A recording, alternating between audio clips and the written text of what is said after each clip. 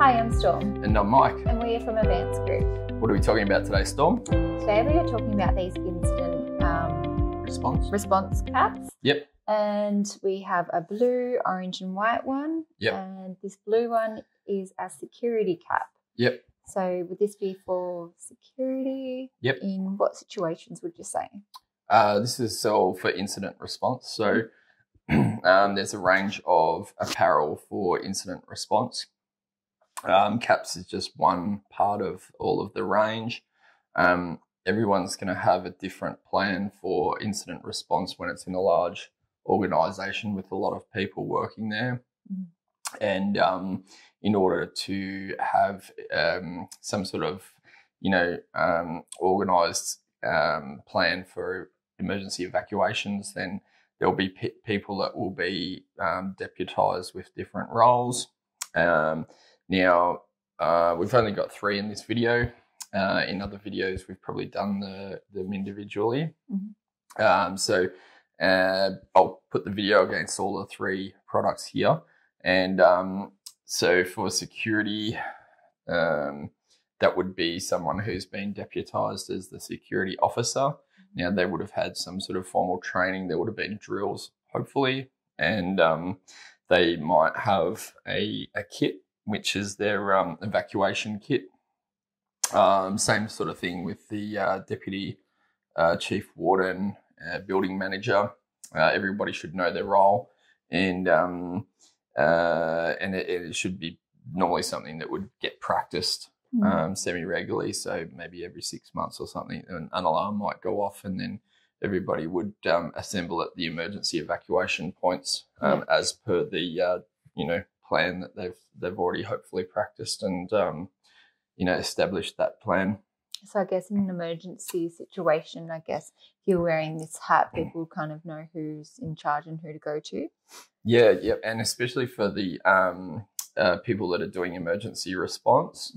So firefighters, police, ambulance, and also if there is a head manager type person, which would be your chief warden, then they would be able to oversee their subordinates.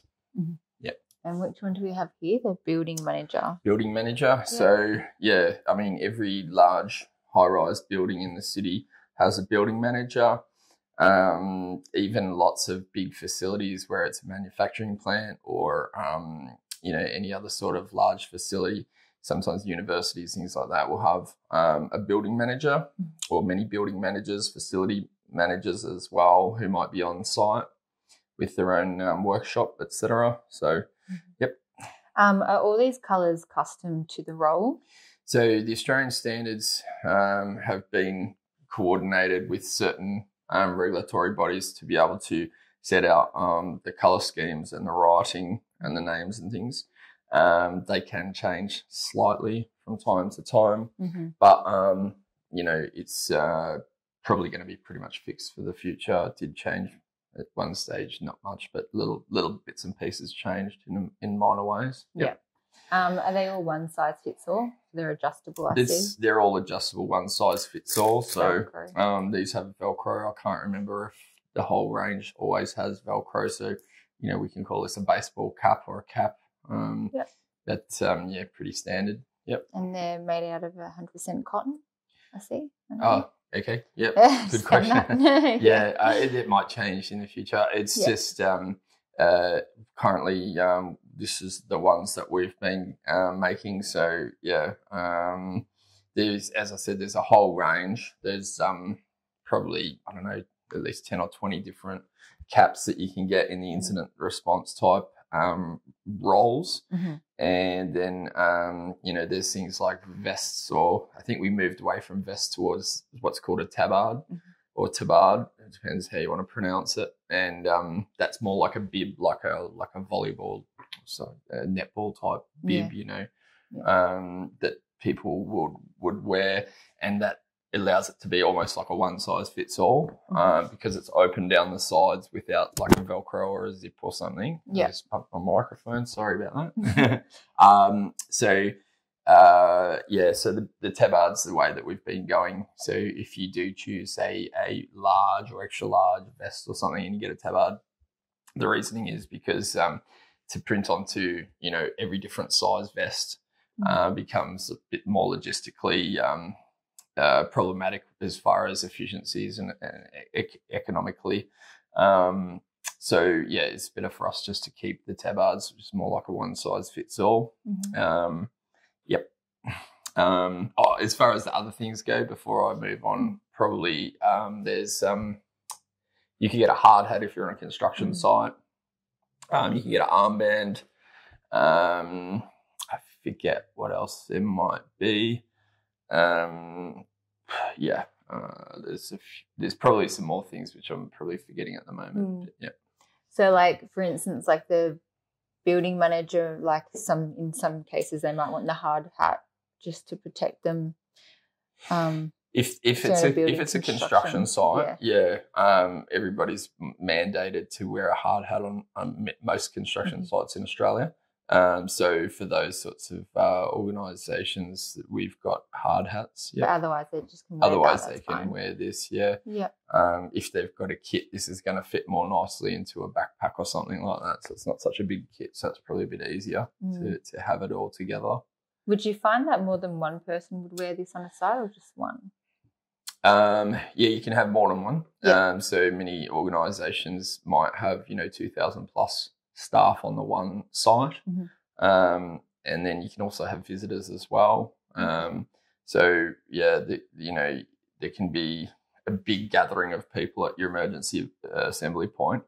And in those cases, the first responders, the emergency services, would need to be able to differentiate who they need to speak to in an efficient manner, so that they can assess the situation. And for example, if there's a fire, they want to know where's the MSDS to make sure that any hazardous goods, hazardous chemicals are identified and communicated with the, say, emergency services, so that they're not putting the firefighters in unnecessary risks.